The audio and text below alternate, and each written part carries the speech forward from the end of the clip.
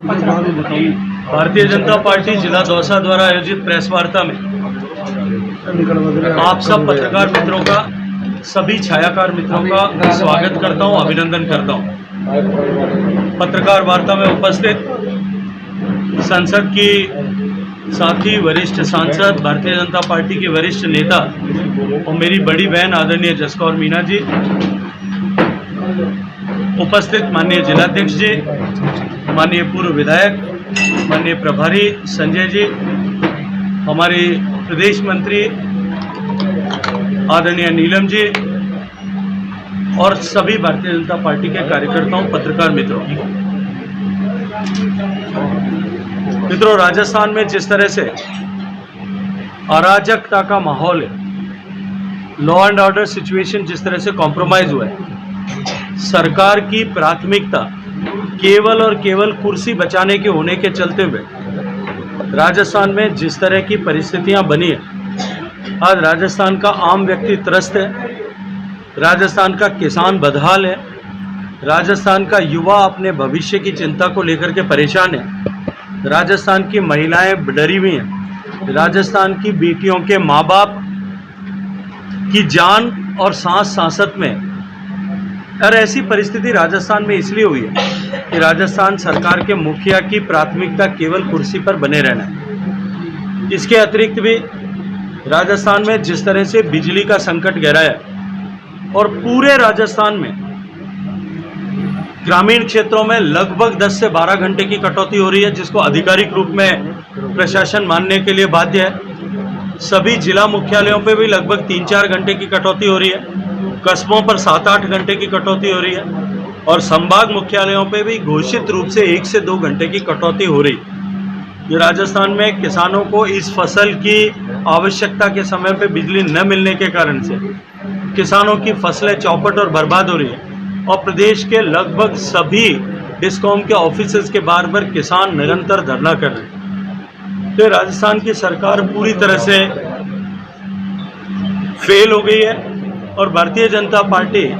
इस फेल सरकार का फेल कार्ड लेकर के पूरे प्रदेश में आंदोलन रहे। मित्रों, इसके अतिरिक्त भी राजस्थान में, इस पूर्वी राजस्थान के भविष्य की लाइफलाइन ERCP जिसकी चर्चा की गई थी, उस ईस्टर्न राजस्थान कैनाल प्रोजेक्ट को लेकर के जिस तरह से राजस्थान की वर्तमान सरकार ने राजनीति की, इन 13 जिलों के राजस्थान की जनता की, जो राजस्थान की कुल आबादी की जो 40% जनता है, उनके प्यासे कंठों के साथ में अपनी राजनीतिक महत्वाकांक्षाओं को लेकर के जिस तरह से राजनीति की, उस राजनीति के कारण से भी इन 13 जिलों की जनता त्रस्त और बदहाल है और ये महत्वाकांक्षी परियोजना जो इन 13 जिलों के लिए एक लाइफलाइन के रूप में थी, वो सिरे नहीं चढ़ पाई। मित्रों, मैं विस्तार से थोड़ा आपको उस विषय के बारे में चर्चा करना चाहता हूँ और प्राथमिक रूप से मेरा आज आप सब लोगों को यहाँ बुलाने का उद्देश्य भी यही है। मित्रों, मैं थोड़ा सा आपको संदर्भ बताना चाहता हूँ। जब 2004 में से पहले स्वर्गीय अटल बिहारी वाजपेयी जी की सरकार के समय में नदी जोड़ने की परियोजनाओं की परिकल्पना की गई थी, उस समय जो देश में 31 लिंक आइडेंटिफाई हुए थे, उन 31 लिंक्स में से एक लिंक जो है हमारे मध्य प्रदेश और राजस्थान के बीच में, जो पार्वती काली सिंध चंबल लिंक था, लेकिन उसमें राजस्थान की असहमति होने के कारण से उस लिंक को उसी समय स्थगित कर दिया गया।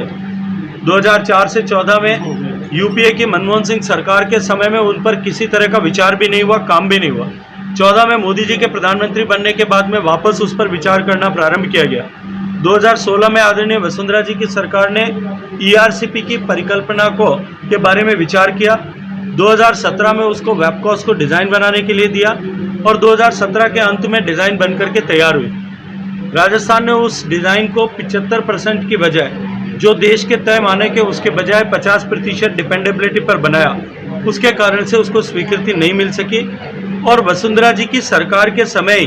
CWC ने पत्र लिख करके कि इसको करेक्ट करके बनाया जाए, ऐसा सूचित कर दिया।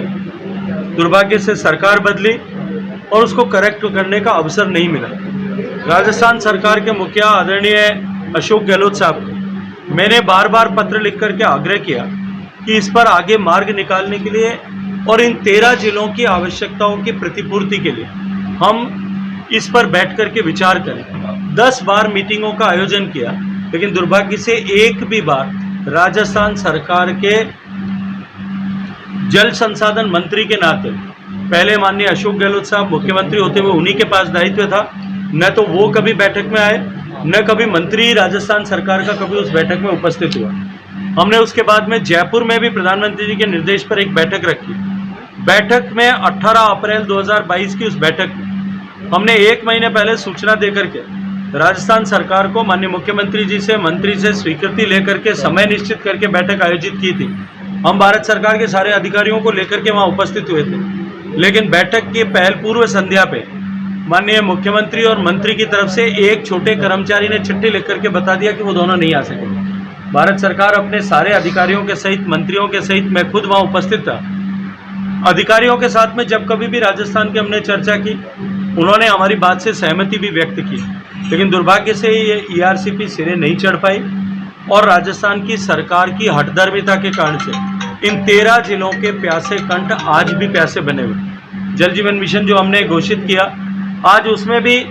दौसा क्षेत्र में, अभी मैं कल जिला कलेक्टर से बात कर रहा था और यहाँ अधिकारियों से भी मैंने कई बार चर्चा की है, इस क्षेत्र में भी पेयजल की जो योजनाएं बनी है वो सफल तभी हो सकती हैं जबकि यहाँ ERCP का परियोजना पूरी होकर के यहाँ पानी जो है वो इस लिंक से पानी आ सके। लेकिन दुर्भाग्य से क्योंकि राजस्थान की सरकार को इसमें 13 जिलों को पीने का पानी और सिंचाई का पानी देने के बजाय इस विषय को राजनीतिक लाभ उठाना था, इसलिए उन्होंने निरंतर इस पर हठधर्मिता का रवैया बनाए रखा और बाद में वो एक नया शगुफा लेकर के आए। मध्य प्रदेश हालांकि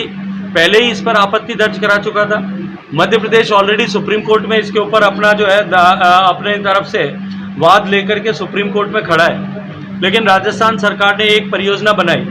उसका नाम ईसरदा नवनेरा ईसरदा बीसलपुर लिंक ऐसा किया। नवनेरा ईसरदा गालवा बीसलपुर एक लिंक हम बनाएंगे और उस लिंक से मैं आप सबके आपको के संज्ञान में लाने के लिए जिम्मेदारी पूर्वक बयान कर रहा हूँ कि उस लिंक के माध्यम से जो ERCP अगर 75% डिपेंडेबिलिटी पर बनाते तो राजस्थान को लगभग जो है वो 1750 MCM पानी मिलता है। उसके बजाय ये लिंक जो राजस्थान की सरकार जिसको बनाने की चर्चा कर रही है, जो 15,000 करोड़ रुपए में बनेगा,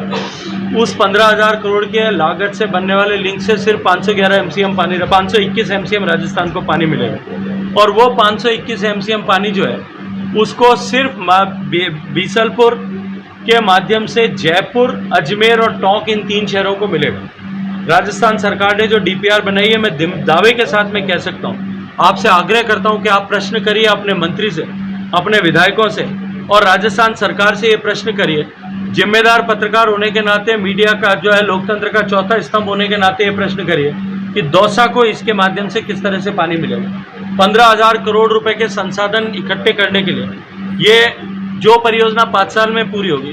उसके लिए ये राजस्थान की इरिगेशन की और राजस्थान की जनता की बेशकीमती जमीन बेच करके संसाधन इकट्ठे करेंगे, ऐसी उन्होंने घोषणा की है। इसके आगे बढ़ करके भारत सरकार ने माननीय मोदी जी के मार्गदर्शन में इस ERCP परियोजना को पुरानी PKC के साथ में जोड़ करके एक नया लिंक ऐसा एस्टेब्लिश किया। हमने उस लिंक की डिज़ाइन बनाई, डिज़ाइन बना करके राजस्थान को 2480 MCM पानी मिले, लगभग 2500 MCM पानी मिले, इसकी संकल्पना की। अभी 521 MCM ये पानी ला रहे हैं, हम 2500 MCM पानी देने की बात कर रहे हैं, 5 गुना पानी। और उसकी लागत क्या होगी? वो 40,000 करोड़ की परियोजना है, जिससे राजस्थान के 13 पूर्वी राजस्थान के जिलों को पीने का पानी मिलेगा। ERCP में जो सोचा गया था कि कल्पना की गई थी कि 2 लाख हेक्टेयर नई सिंचाई का रकबा बनेगा, लगभग 40 से ज़्यादा एग्जिस्टिंग बांधों में पानी भरा जाएगा, जिसमें आपके दौसा का मोरेल बांध भी है। उसके अलावा बाढ़ में अतिरिक्त पानी होने पर अतिरिक्त पानी मिलेगा और अधिक रिजर्वायर्स को हम भर सकते हैं। और उसके अलावा जो एग्जिस्टिंग हमारा कमांड एरिया है 80,000 हेक्टेयर, मतलब लगभग 2 लाख एकड़ का जो एग्जिस्टिंग कमांड एरिया है, उसको भी हम स्टेबलाइज, जहाँ पानी की कमी है उसको भी हम जो है सपोर्ट कर पाएंगे। और इस 40,000 करोड़ की परियोजना में मध्य प्रदेश के भी 6 जिलों को पेयजल और सिंचाई का पानी मिलेगा, जिसमें शिवपुरी, ग्वालियर और गुना ये जिले सम्मिलित हैं। अब उस परियोजना को, नदी जोड़ने की परियोजना को हमने सम्मिलित किया